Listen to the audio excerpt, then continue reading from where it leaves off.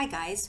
Okay, so we've been going over how to do a budget and working on that, so you guys have become really good at figuring out what is your income and what are your expenses. And we've been doing some figuring out of certain percentages of what percentage did we save, things like that.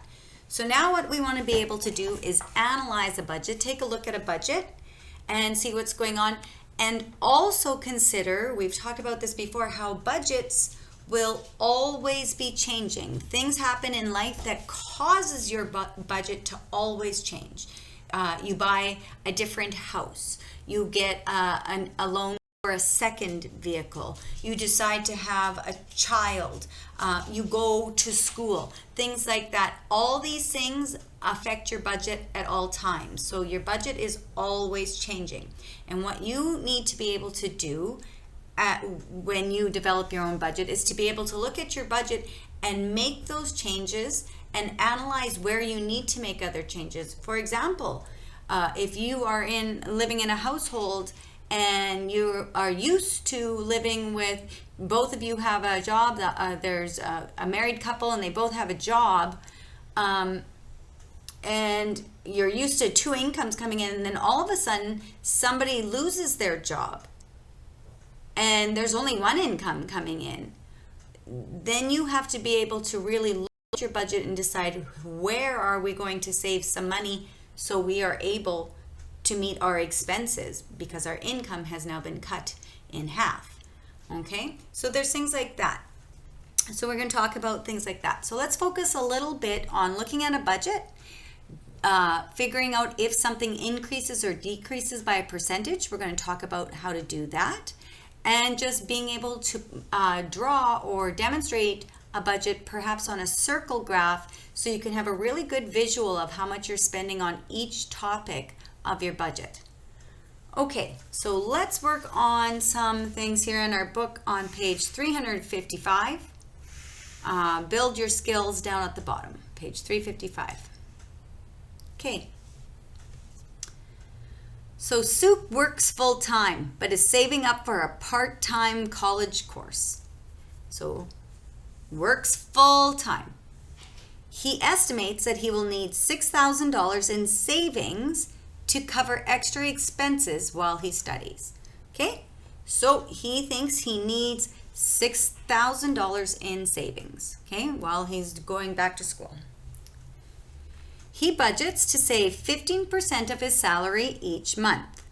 If he earns $2,865 a month, how many months will he have to work in order to save enough money? Okay, so it tells us how much he makes a month. Okay, the question is asking, how many months will he have to work to save enough money? We're figuring out how many months. Okay, so now let's look for the information that we have. We know that he works full time. Wants to go to college.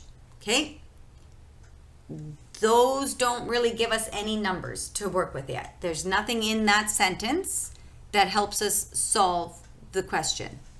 He estimates that he will need $6,000 in savings to cover extra expenses while he studies. This is what we need to know. Okay? He needs $6,000 in savings. This is how much he wants to save. Okay? This is how much he earns. Okay? He budgets to save 15% of his salary each month. He is going to save 15% of his salary, which is this, and he has to save that up enough times every month to get $6,000. Okay? So first, we're going to figure out how much he is saving every month. Okay? So we know he earns $2,865 a month. That's his income. Suk budgets 15% of his salary each month to savings. Puts that into savings. So first, we're going to figure that out. We're going to figure out what is 15% of $2,865. Okay, so his savings are 15% of 2,865. If I write that down the way I've just said it in a math sentence, I'm going to use S for savings, okay? His savings are 15%. I don't write down 15%. If I'm doing an operation with a percent, I write it in its decimal form. Percent means out of 100. So 15 out of 100 is 15 hundredths. Oh, this is how we write the number 15 hundredths. We put 15 in the hundredths place value. Okay, so we write it in its decimal form. Savings are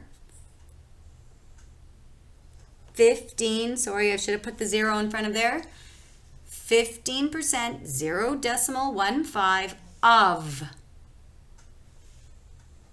of, when you hear the word of, just of, singular of, in math, the majority of the time you are thinking of multiplying numbers. Okay? 15% of his salary, his income, which is $2,865. Okay, now we're going to figure out what he is saving every month. Okay, so you're going to take your calculator and you're going to just type this in to see how much he's saving every month. So decimal, 15 hundredths times $2,865 is, okay, this is the savings of $429.75. So Suk saves this amount of money every month. His savings are this much per month. Okay? Now, the question is, how many months will he have to work to save enough money to be at $6,000? So we have to figure out how many months, how many times do we have to earn this amount of money to get to $6,000? Okay, so you take your total amount that you have to earn, $6,000, divide it by the amount you make every month,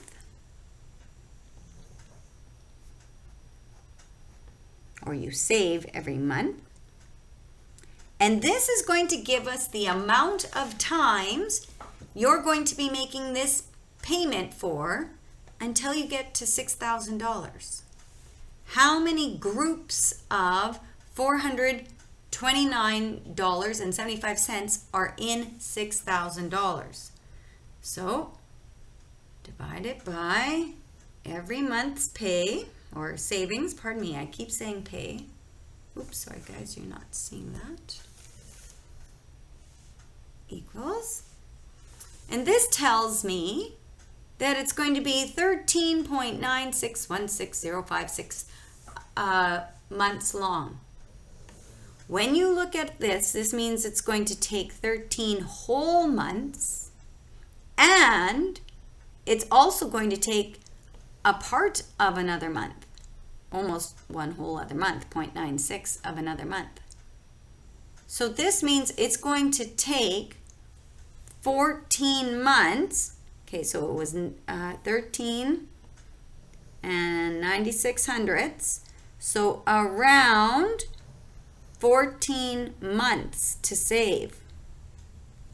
Okay? It's going to take 14 months to save that amount of money.